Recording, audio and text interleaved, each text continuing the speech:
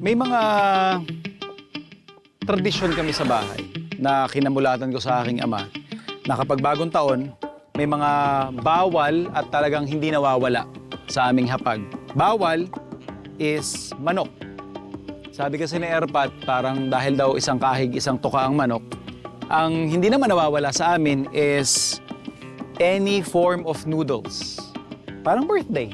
Diba? Parang long life. And also, sinasahugan namin ito ng maraming gulay to signify or welcome abundance. So, papakita ko lang sa inyo ang ating pansit gisado. So, nakat na natin yung ating baboy. Pwede na natin yung isang kutsa. Generous amount of cooking oil.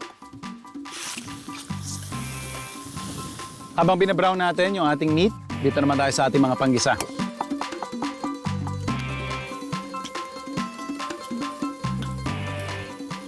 Deglaze natin ng chicken stock. So habang pinakukuluan natin yung ating baboy, best time para i-prepare naman yung gulay. So we have our carrots. Makikita ninyo, malinis na siya, maganda yung pagkakahugas niya. Not necessarily have to peel it anymore.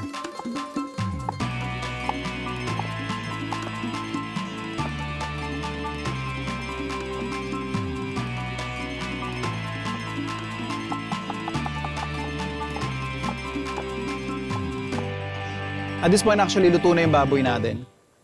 Season lang natin ng soy sauce. And then, lalagay ko yung ating carrots. Baguio beans, tsaka yung celery natin. Lulutuin lang natin ito siguro mga another 2 minutes. Then finally, yung cabbage natin. Yung ating mga sahog, set aside ko yan.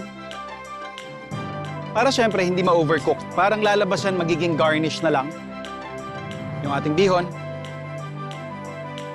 Season natin to ng soy sauce. Then hayaan lang natin na ma-soak up at ma-rehydrate yung ating bihon. Then adjust na natin yung timpla niyan mamaya. So okay na yung ating pansit.